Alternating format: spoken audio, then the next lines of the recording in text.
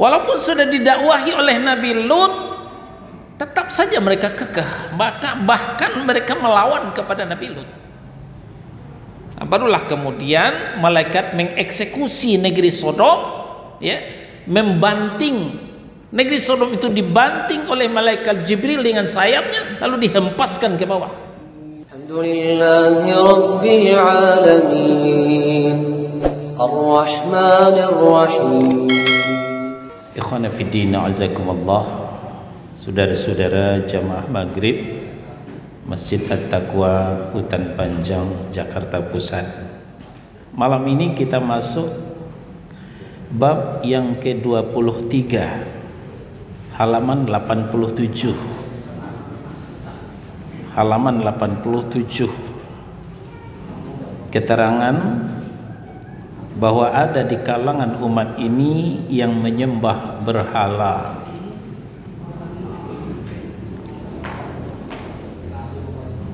Pembahasan ini diawali oleh penulis Fadilatul Syekh Muhammad At-Tamimi rahimahullahu ta'ala dengan menurunkan An-Nisa surah yang keempat ayat 51. An-Nisa surah yang keempat ayat 51.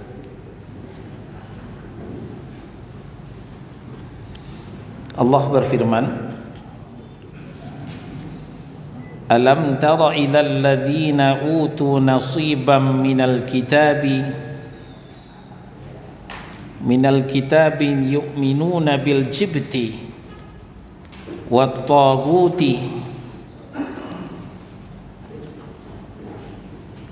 ya,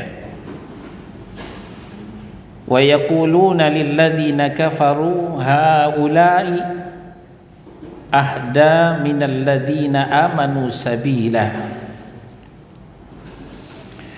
Apakah kalian tidak memperhatikan orang-orang yang diberi bagian dari Alkitab? Mereka percaya kepada jibt dan tagut, dan mengatakan kepada orang-orang kafir, yaitu musyrik Makkah, bahwa mereka itu lebih benar jalannya dari orang-orang yang beriman.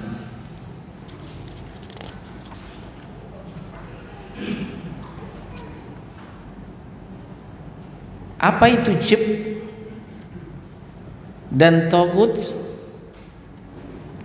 Ikhtilaf para ulama di kalangan salafun salih tentang makna jibt dan tagut. Di bawah bisa kita lihat ada catatan kaki. Terdapat beberapa tafsir dari kalangan salaf tentang makna kata jibt, antara lain berhala, sihir, tukang ramal, dan lainnya. Umar ibn Khattab radhiyallahu an mengatakan al-jibt itu adalah sihir. Al-jibt itu adalah sihir. Sedangkan tagut adalah syaitan.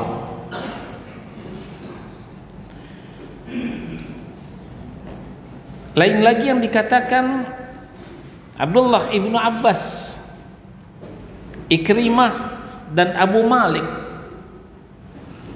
Beliau mengatakan al-jibt adalah syaitan. Ibnu Abbas juga menambahkan syaitan dalam bahasa Habasyah. Juga dari Ibnu Abbas, al-jibt adalah syirik. Ya, al-jibt adalah syirik. Dan Asy-Sya'bi mengatakan al-jibt adalah dukun. Al-Jauhari berkata al-jibt adalah kata-kata untuk berhala, dukun, penyihir, dan sepertinya. Nah, jadi kita simpulkan berbeda ungkapan daripada para ulama tentang jibt dan tagut ini. Tapi pada intinya jib dan taghut itu semua penyelewengan akidah, semua penyimpangan akidah yang akan mengaburkan tauhid.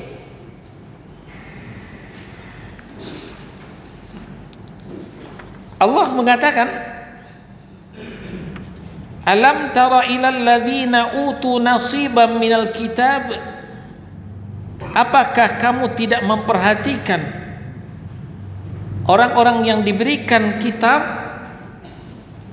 minal yahud wan nasara, terdiri pada orang-orang Yahudi dan Nasrani. Ternyata yu'minuna bil jibti wat taghut, mereka masih beriman kepada jib dan taghut. Nah, tadi telah kita sampaikan.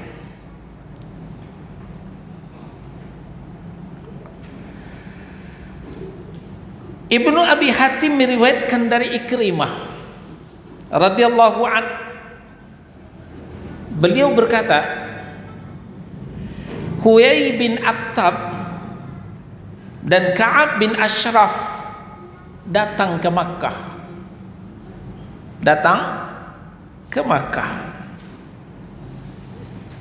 Maka orang-orang Makkah bertanya kepada mereka,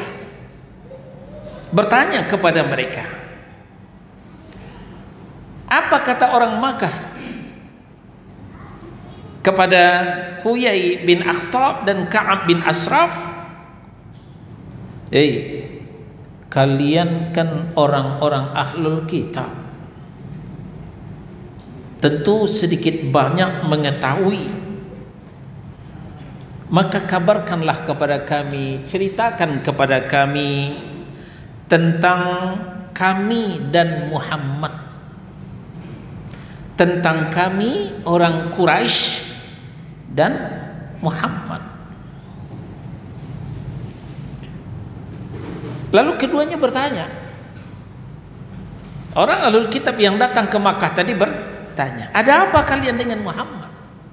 Ada apa rupanya? Ada masalah apa?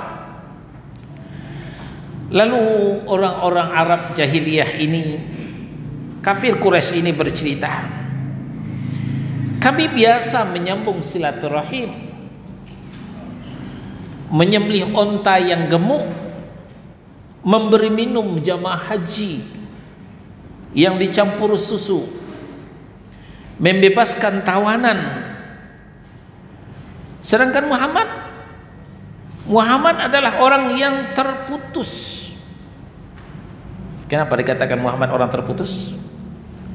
Karena anak laki-lakinya tidak berumur panjang. Yang berumur panjang cuma anak wanitanya, Fatimah radhiyallahu anha. Sedangkan penyambung keturunan itu diyakini hanya anak laki-laki. Anak laki-lakinya Qasim meninggal di waktu kecil, Ibrahim meninggal di waktu kecil. Jadi Muhammad dicap orang yang terputus, tidak punya keturunan.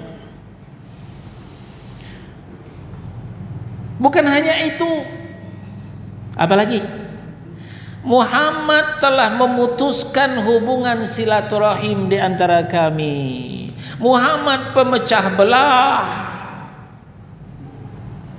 Betapa tidak, Muhammad telah memecah belah antara Ali dengan ayahandanya Abu Talib, memecah belah antara anak dengan orang tua, memecah belah antara suami dengan istri, memecah belah dengan saudara yang lain. Sekarang Muhammad berkata dia yang terbaik. Bagaimana menurut tuan-tuan itu? Tanya orang jahiliyah kepada Ibnu Abi Hatim, kepada Huyai bin Akhtab dan Ka'ab bin Ashraf yang datang ke Mekah ketika itu. Bukan hanya itu, tudingan-tudingan kotor, bulian-bulian yang lain, pengikutnya adalah para pembegal jamaah haji dari Ghifar. Kami yang lebih baikkah atau Muhammadkah yang lebih baik?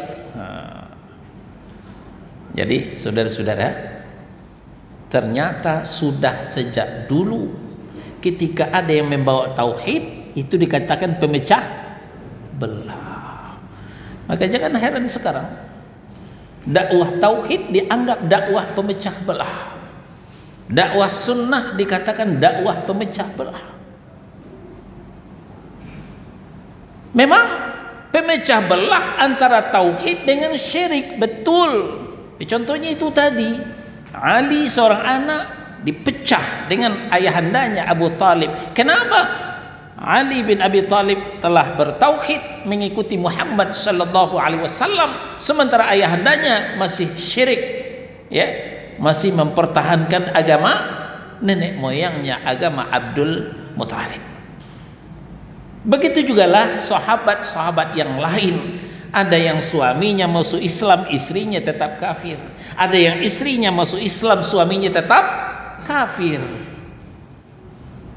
Putuslah hubungan di antara keluarga gara-gara Muhammad sallallahu alaihi wasallam. Maka jangan heran sampai hari ini juga dikatakan dakwah tauhid ini dakwah pemecah belah. Memang betul pemecah belah antara tauhid dengan yang syirik. Tapi sesama bertauhid tidak akan dipecah belah. Malah tauhidlah yang menghimbau, wa'tasimu bihablillahi jami'an wa la tafarraqu. Berpegang teguhlah kalian semua kepada agama Allah, jangan bercerai-berai.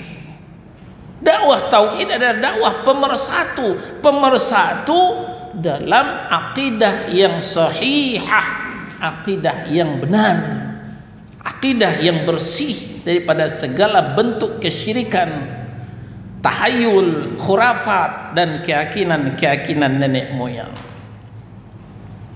Jadi apa pertanyaan orang Arab jahiliyah? Kamikah yang lebih baik ataukah Muhammadkah yang lebih baik? Lalu mereka menjawab. Mereka siapa? Huyai bin Akhtab dan Ka'ab bin Ashraf, orang-orang ahlul kitab yang datang ke Makkah tadi. Apa jawaban mereka? Tenang aja, kalian yang lebih baik, bukan Muhammad. Ya, mulailah disiram bensin, mulailah dikompori. Memang kalian yang lebih baik, bukan Muhammad. Ada apa dengan Muhammad? Ya, jawaban daripada Huyai bin Akhtab dan Ka'ab bin Ashraf, kalian lebih baik dan lebih benar jalannya. Kalian lebih baik dan lebih benar jalannya. Nah, maka disebabkan inilah turunnya ayat gayung bersambut kata berjawab. Turunlah ayat ini, yaitu yang kita bacakan tadi, An-Nisa surah yang keempat ayat 51. Apa kata Allah? Alam tara ilal ladzina utu nasiban minal kitabi. Apakah kalian tidak memperhatikan di mana orang-orang yang diberi bagian daripada kitab, Yahudi, Nasrani dan lainnya, ternyata yu'minuna bil jibti wat tagut. Mereka masih beriman kepada jib, masih percaya kepada tagut. Lalu wa yaquluna lil ladzina kafaru haula'i ahda minal ladzina amanu sabila. Dan mereka mengatakan kepada orang-orang kafir, orang-orang musyrik Makkah, bahwa mereka itu lebih benar jalannya daripada orang-orang yang beriman. Inilah kronologis latar belakang sejarah turun ayat An-Nisa surah 4 ayat 51 ini. Selanjutnya Al-Maidah. Al-Maidah surah yang kelima ayat 60. Al-Maidah surah yang kelima ayat 60. Qul hal unabbiukum bi syarri min dzalika mathubatan 'indallah man la'anahu Allahu wa ghadiba 'alaihi wa ja'ala minhumul qiradata wal khanazira wa 'abadat taghut. Ini kelanjutan daripada An-Nisa tadi. Allah menjawab, katakan kepada mereka, hai Muhammad, cacian, makian, bulian tadi jawab, jangan diam saja. Apa yang akan dikatakan? Hal unabbiukum bi syarrin min dzalika mathubatan 'indallah. Apakah akan kuberitahukan kepada kalian tentang orang-orang yang lebih buruk pembalasannya dari orang-orang fasik di sisi Allah, yaitu orang-orang yang dikutuk dan dimurkai oleh Allah. Di antara mereka malah ada yang dijadikan kera, monyet, dan ada yang dijadikan babi oleh Allah Subhanahu wa taala, dan yang lain ada yang masih menyembah taghut. Jangan sembarangan ngomong loh ya, bahasa kitanya begitu. Jangan sembarangan ngomong. Akan kuberitahukankah kepada kalian, ada yang lebih parah, ada yang lebih rusak, ada yang lebih kotor peradabannya, akidahnya daripada yang kalian ceritakan tadi. Nah, jadi di sini Allah Subhanahu wa taala berfirman kepada nabinya Muhammad sallallahu alaihi wasallam, katakanlah kepada mereka, hai Muhammad, terangkan kepada mereka, jelaskan kepada mereka, bersediakah kalian aku beritahu tentang orang-orang yang lebih buruk balasannya di sisi Allah pada hari kiamat nanti dari apa yang kalian ceritakan sebentar tadi terhadap kami? Mereka maksudnya adalah kalian sendiri yang memiliki sifat-sifat ini yang dijelaskan oleh Allah Subhanahu wa taala.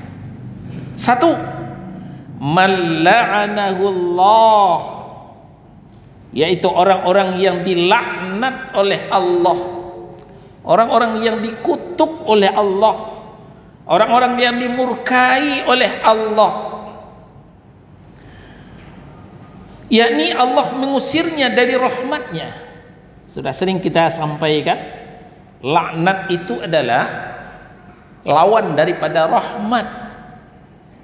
Rahmat itu adalah jalinan Rahman dengan Rahim, timbunan kasih dengan sayang. Nah, orang-orang ini diusir oleh Allah dari rahmatnya, maka mereka jatuh kepada laknat Allah, kemurkaan Allah. Lalu wa ghadibal alaihi, dan mereka dimurkai oleh Allah dengan murka yang setelahnya. Dia tidak ridha kepada mereka selamanya, dan kemudian wa ja'ala minhumul qiradata wal khanazir, di antara mereka ada yang dijadikan kera dan babi. Inilah nenek moyang Yahudi, dikutuk oleh Allah menjadi kera dan babi. Itulah sebabnya orang Yahudi itu tidak mau dikatakan Yahudi. Maunya apa? Maunya dikatakan Israel. Lihat itu, penjajah Timur Tengah, penjajah tanah Palestina, tanah Syam. Mereka dirikan negara-negara apa? Negara Israel, negara Israel. Mereka tidak mau menamakan negaranya negara Yahudi. Karena Yahudi itu jelek, ya, sekadar menyegarkan ingatan. Yahudi inilah yang menjebloskan saudara kandungnya sendiri, siapa? Yusuf alaihi salam, ke sumur tua. Begitu kejamnya Yahudi, Yahuda, namanya Yahuda, maka anak cucunya Yahudiyun, pembunuh berdarah dingin. Karena ingkarnya mereka kepada ajaran Nabi Musa, Allah kutuk menjadi kera dan babi. Ya, menjadi kera dan babi.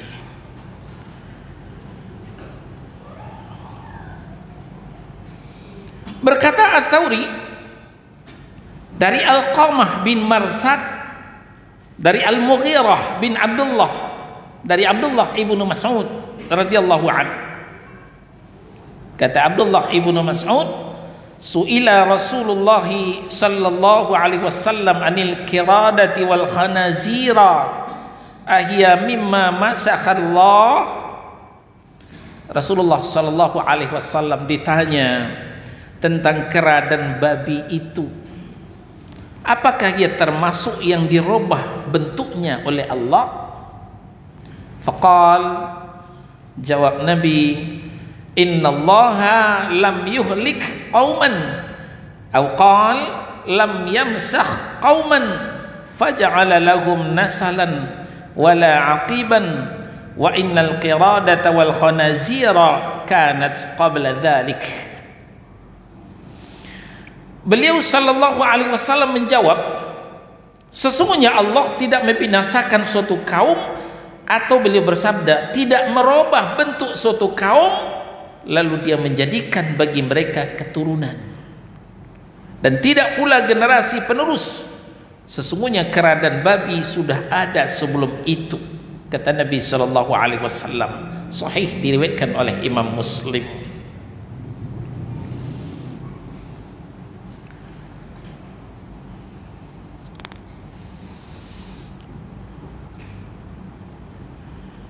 Selanjutnya kita sampaikan apa latar belakang, kenapa akhirnya mereka dikutuk menjadi kera dan babi. Itu berawal di antara syariatnya Nabi Musa alaihi salam, ya, mereka tidak boleh, ya, mencari ikan di hari Sabtu. Mereka tidak boleh mencari ikan di hari Sabtu, karena hari Sabtu adalah hari rayanya orang Yahudi, maka hari libur. Kalau kita kan hari Jumat, ya, orang Nasrani hari Ahad, atau mereka sibuk dengan Minggu. Tapi kemudian sebagian mereka itu tetap saja melanggar aturan Nabi Musa alaihi salam. Nah, itulah sebabnya mereka itu dikutuk oleh Allah. Ada yang menjadi kera, ada yang menjadi babi.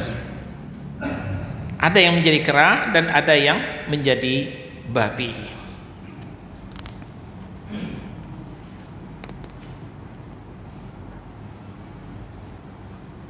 Lalu kemudian karakter daripada ahlul kitab Yahudi dan Nasrani ini kemudian diikuti oleh kaum muslimin,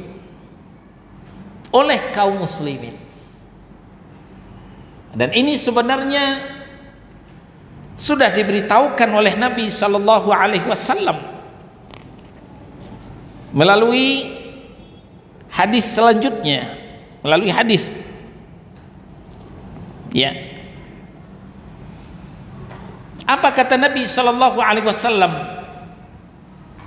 Hadis ini dari Abi Sa'id radhiyallahu anhu, dikeluarkan oleh Imam Al-Bukhari dan Muslim dalam sahih mereka.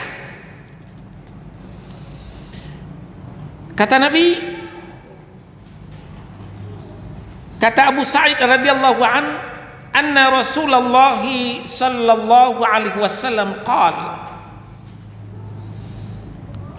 bahwa sesungguhnya Nabi sallallahu alaihi wasallam bersabda,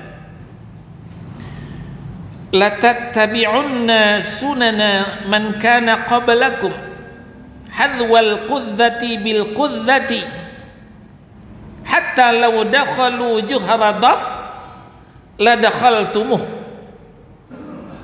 Qalu ya Rasulullah al-yahuda wan nasara, qala faman. Kata Nabi sallallahu alaihi wasallam, sungguh ya, diawali dengan lam taukid, ini untuk memastikan. Dan inilah diantara tanda-tanda nubuwah, alamatin nubuwah, tanda-tanda kenabian. Beliau tahu apa yang akan terjadi. Bukan berarti Rasulullah itu paranormal, ya, jangan dikatakan Rasulullah paranormal. Di antara tanda kenabian, beliau tahu apa yang akan terjadi. Beliau menyampaikan apa yang sudah terjadi dan apa yang akan terjadi. Nah, kita sebagai muslim wajib mempercayainya. Tasdiquhu fima akhbar. Ini diantara konsekuensi syahadat Muhammadur Rasulullah. Kita wajib mempercayai apa saja yang beliau sampaikan, baik yang sudah terjadi maupun yang akan terjadi.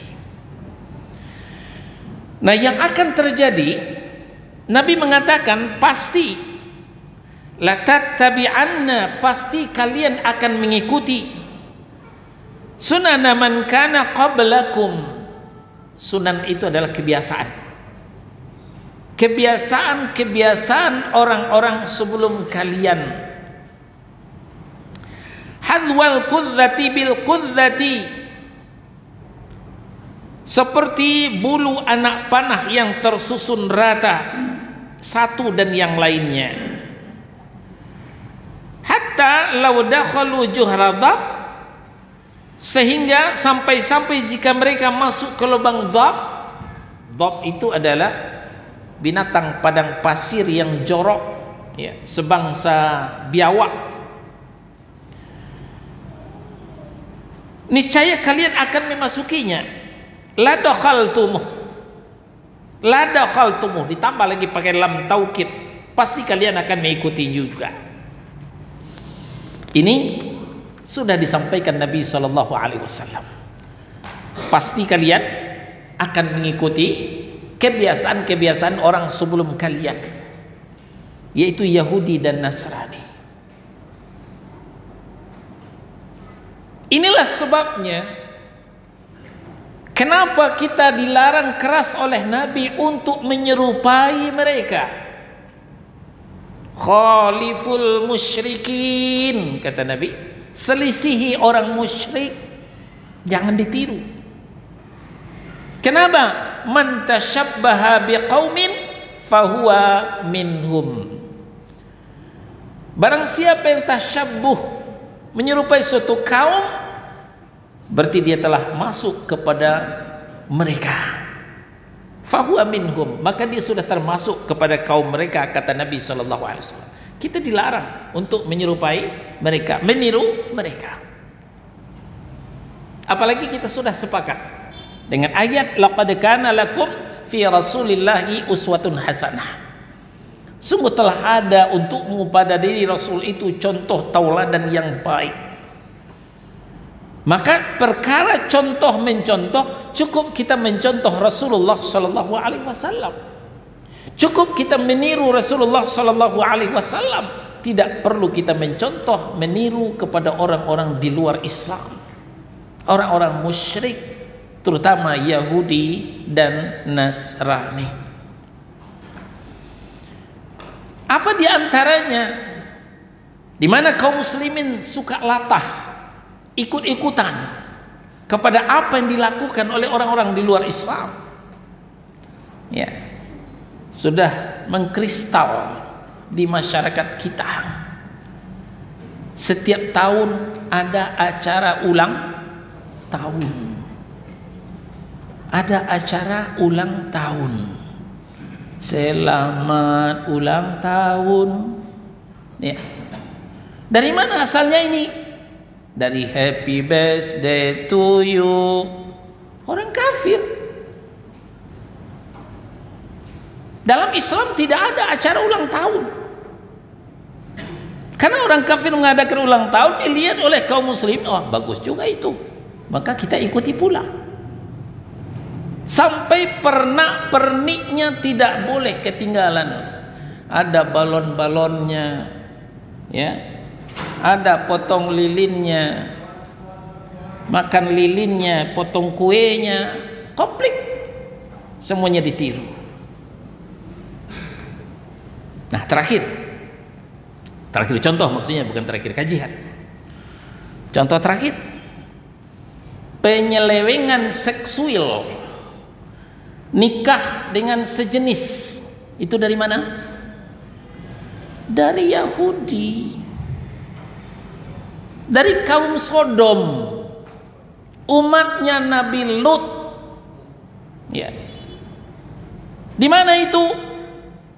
Nah, kalau kita lihat di Google di gambar peta, perbatasan antara Palestina dengan Jordan, di situ kita melihat ada Bahrul Mait, laut mati. Laut mati itu adalah peninggalan kaum Sodom, peninggalan umat Nabi Lut, di mana mereka melakukan penyimpangan seksual pertama kali. Laki-laki kawin dengan laki-laki. Walaupun sudah didakwahi oleh Nabi Lut, tetap saja mereka kekeh, bahkan mereka melawan kepada Nabi Lut. Barulah kemudian malaikat mengeksekusi negeri Sodom, ya, membanting negeri Sodom itu, dibanting oleh malaikat Jibril dengan sayapnya, lalu dihempaskan ke bawah. Itulah yang terjadi, saudara-saudara. Maka negeri Sodom itu menjadi danau, ya, bernamalah Laut Mati. Laut Mati itu bukan hanya nama, tapi memang tidak ada kehidupan di situ. Ikan tidak bisa hidup, lumut-lumut tidak bisa hidup. Saking kentalnya zat garam, zat racun, peninggalan kaum pendosa. Sekarang siapa yang mewarisi? Termasuk Indonesia. Termasuk Indonesia yang katanya setelah pengkajian mendalam, maka dibuatlah undang-undang sebagai payung hukum daripada LGBT. Lesbian, bisek, apa lagi? Gay, transgender.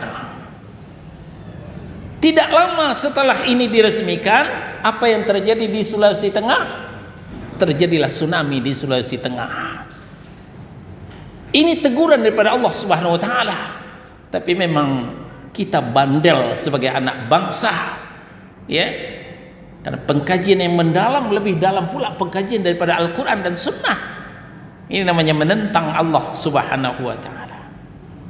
Nah, sesuai dengan apa yang dikatakan Nabi sallallahu alaihi wasallam, la tattabi'anna sunana man kana qablakum. Pasti kalian akan mengikuti sebagian kebiasaan orang-orang sebelum kalian. Lau dakhalu juhra dab, kalaupun mereka masuk ke lubang dab, lubang binatang yang jorok, binatang padang pasir yang jorok, namanya dab, sebangsa biawak, la dakhaltumuh, kalian akan ikut juga, kata Nabi SAW. Ternyata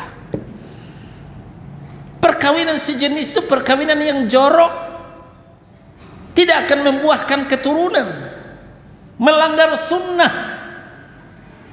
Bahkan di zaman Nabi, kata Nabi, kalau ketemu praktek begituan, bunuh yang melakukan dan yang dilakukan, dua-duanya dieksekusi hukum mati.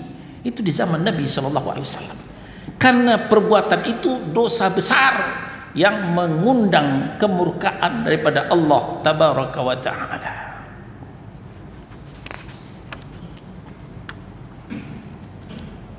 Lalu qalu, ada sahabat yang konfirmasi, ya Rasulullah, al-Yahuda wan Nasara, apakah yang anda maksud tadi ya Rasul, orang Yahudi dan Nasrani? Qala, jawab Nabi, faman, siapa lagi kalau bukan mereka?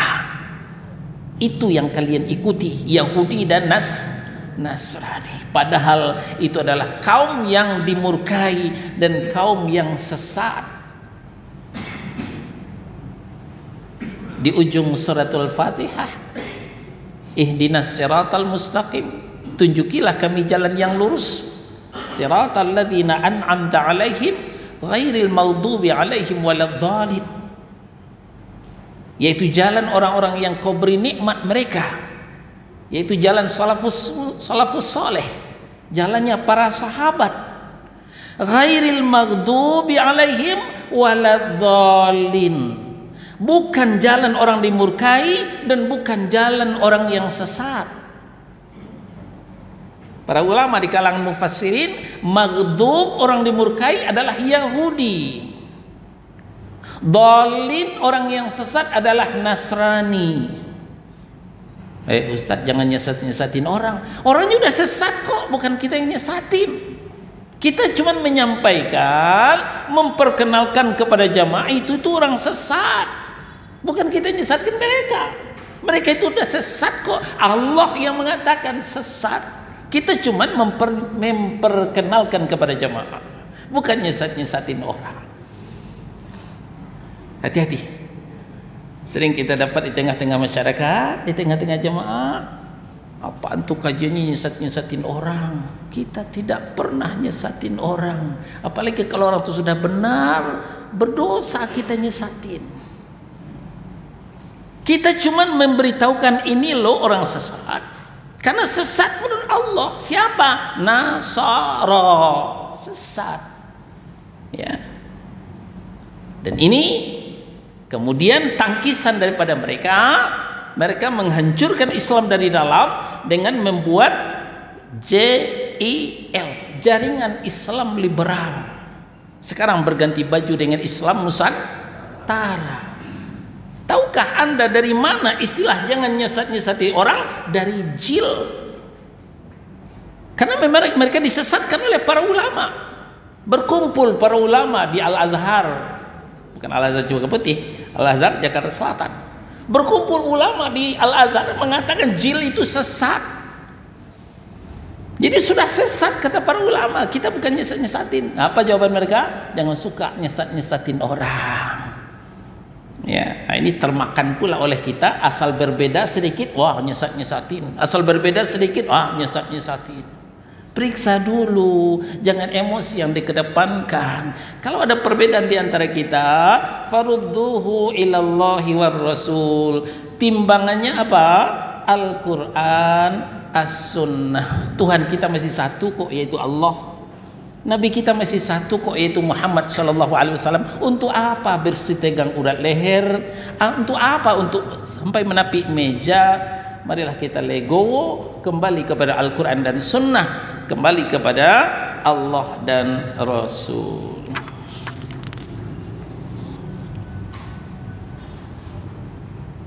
Nah, satu lagi, kesesatan orang-orang Yahudi yang diikuti oleh kaum muslimin pada hari ini. Buka Al-Kahfi surah yang ke-18 ayat 21. Ya. Masih di dalam kitab Al-Kahfi surah ke-18 ayat 21.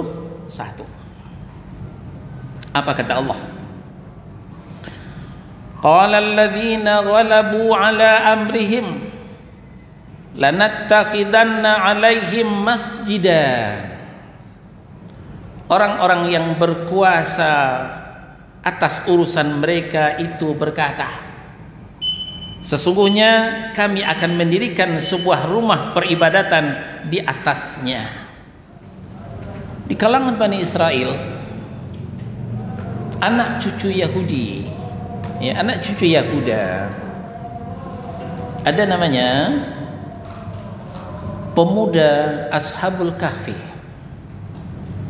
di mana 9 orang pemuda ini mempertahankan akidahnya daripada kesesatan penguasa yang zalim ketika itu. Akhirnya mereka keluar dari kampungnya, meninggalkan kampungnya, pergi jauh untuk bersembunyi karena mau dieksekusi oleh raja yang zalim itu. Maka sejauh berjalan mereka bertemulah dengan sebuah goa. Maka mereka istirahat di dalam gua itu. Mereka istirahat dalam gua itu. Tapi qadarullah wa ma syaa fa'al. Tanpa mereka sadari, mereka tertidur selama 309 tahun. Masya Allah. 309 tahun tertidur. Setelah bangun, maka disuruhlah satu di antara mereka ke pasar untuk mencari sarapan. Tapi hati-hati ya, nanti kamu ditangkap nanti. Ketika membayar dengan duitnya, barulah orang terkaget-kaget. Ini duit kapan ini? Udah nggak laku lagi. Nah, maka cerita singkat cerita, ternyata orang di situ sudah beriman, sudah sesuai akidahnya dengan pemuda 9 orang ini. Akhirnya mereka diantarkan ke gua, bawa makanan, ternyata rupanya sudah meninggal. Maka oleh penguasa negeri tersebut, sebagai apresiasi, sebagai penghargaan. Nah, inilah yang dikatakan oleh ayat, ya. Wa qala alladzina ghalabu ala amrihim. Kembali ke Al-Kahfi 21. Orang-orang yang berkuasa atas urusan mereka itu berkata, penguasa setempat berkata, apa katanya? Lanattakhidanna alaihim masjidah. Sesungguhnya kami akan mendirikan sebuah rumah ibadah di atasnya, di atas gua itu, sebagai penghargaan.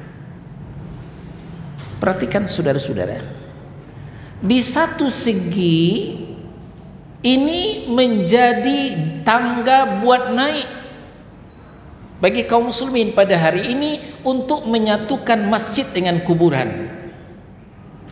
Ini lihat di Al-Kahfi katanya. Lihat di Al-Kahfi, apa kata raja di situ?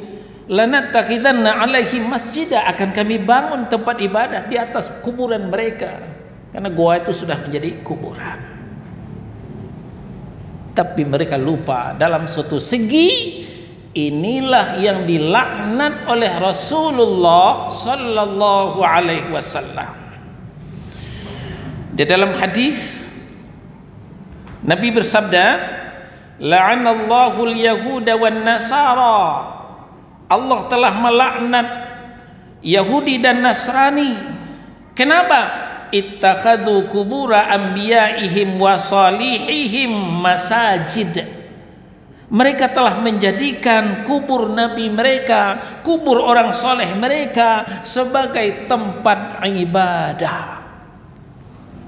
Ternyata yang di surah Al-Kahfi ini bukan untuk kita contoh, bukan untuk kita tiru, tapi Allah menceritakan kepada kita beginilah akidahnya orang Yahudi. Jangan kalian tiru. Itu sebenarnya yang disampaikan oleh Allah Subhanahu wa ta'ala. Nah, tapi karena keliru memahami ayat, maka orang berlomba-lomba mencampur adukkan masjid dengan kuburan, kuburan dengan masjid. Di mana ada kuburan, di situ ada masjid. Di mana ada masjid, di situ ada kuburan. Ya, tentu sebahagian masjid maksudnya.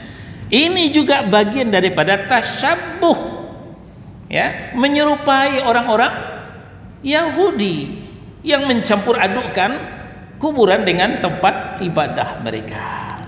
Dan ini sudah berulang kali kita sampaikan pada pertemuan sebelumnya. Bagi teman-teman ya, karena banyak wajah-wajah baru saya lihat, silakan lihat di YouTube ya. Rekaman kajian sebelumnya sudah naik ke YouTube, silakan dilihat lagi bagaimana laknat Allah, bagaimana laknat Rasul terhadap orang yang menjadikan kuburan sebagai tempat ibadah. Alhamdulillahi Rabbil Alamin Ar-Rahmanir Rahim